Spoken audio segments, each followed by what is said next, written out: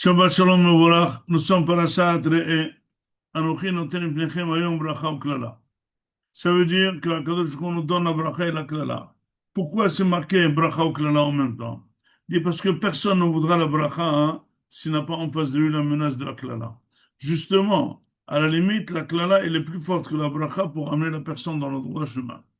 Et c'est pour ça que chaque personne qui voit devant lui un acte, il faut tout de suite analyser le plus et le moins, le pour et le contre, la bracha et la klala.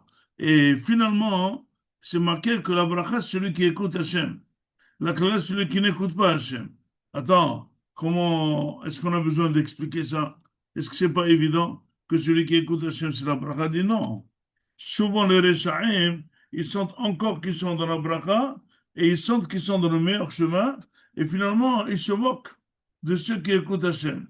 Mais ça, c'est peut-être au début du parcours ou au milieu du parcours. Mais la fin du parcours, tout le monde est d'accord que celui qui écoute Hachem, c'est lui qui a gagné dans ce monde.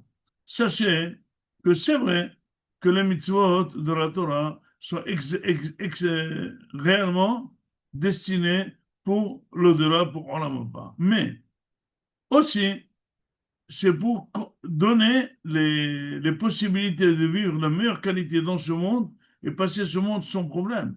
Parce que finalement, l'homme lui-même, il s'auto-détruit.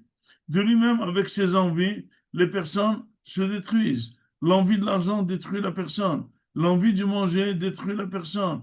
Le fait de s'énerver et avoir du chaos, c'est détruire la personne. Or, tous ces méthodes, qui c'est qui s'occupe d'eux? C'est cette Torah que tous les jours, elle est en train de nous éduquer. Et finalement, la personne, elle se construit. C'est vrai qu'elle lutte contre sa nature, mais elle lutte positivement. Et parce que, regardez, la fin du parcours. Celui qui cherche que l'argent, comment il termine sa vie? Il laisse l'argent, il est jeté avec une santé affreuse. Celui qui cherche que profiter, profiter, profiter, comment il est à la fin de sa vie?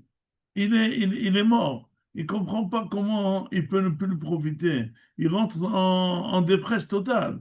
Par contre, l'autre qui dit que profiter des ta'avod et des envies, c'est négatif, il est très content. Il est très heureux. La Torah nous organise comment être heureux et comment être traversé ce monde.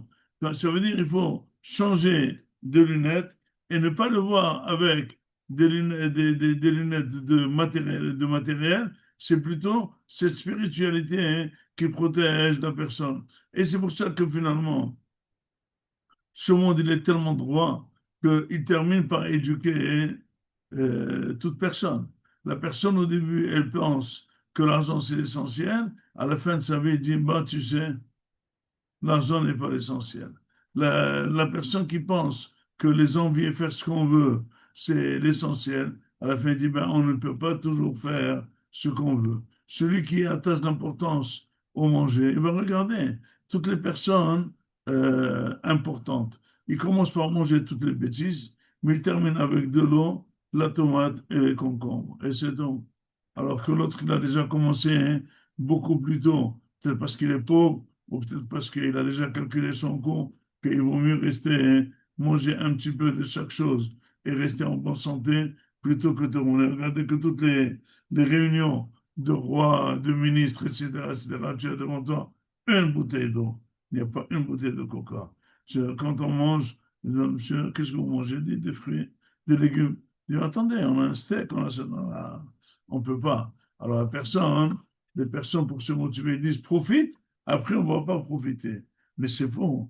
On ne profite pas quand tu es jeune beaucoup. Comme ça, quand tu ne profiteras pas, quand tu es vieux, hein, tu seras bien portant et tu auras un bon esprit, tu ne seras pas en dépression.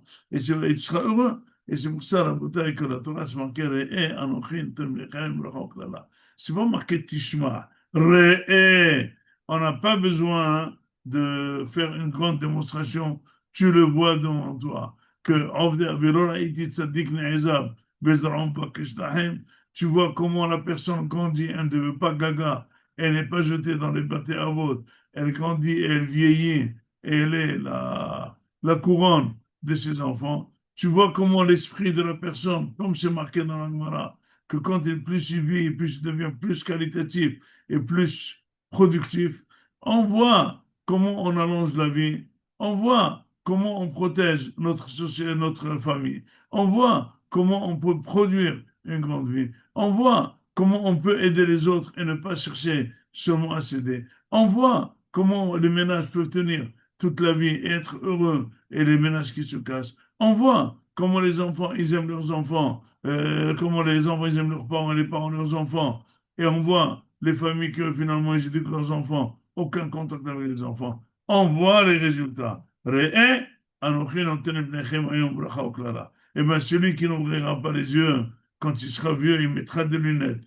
Il ouvrira les yeux, il verra la vérité, mais ce sera difficile pour lui d'admettre la vérité, ou il l'admet et il râle, ou il n'admet pas, hein, pour ne pas dire que je me suis fait avoir. Shabbat shalom mevorach.